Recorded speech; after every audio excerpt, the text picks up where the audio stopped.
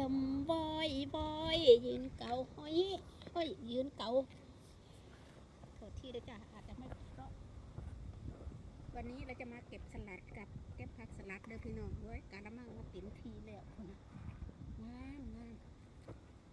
งามงามเลยพี่น้องนี่นะสวยเลยเก็บผักสลัด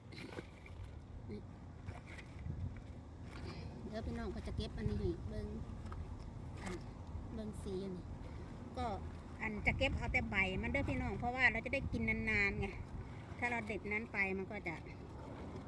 ได้กินกันนั่นไหมพี่น้องแล้วมันก็แตกออกมาก็เด็ดกินเรื่อยๆพี่น้องมีสีออกนั่นเก็บจะเอาไปกินกับตำบักฮุ่งก็ไม่ก็ตำบักแตงสงสัยจะมีบักแตงพี่น้องเที่ยวงานไทยมาบางหนึ่ง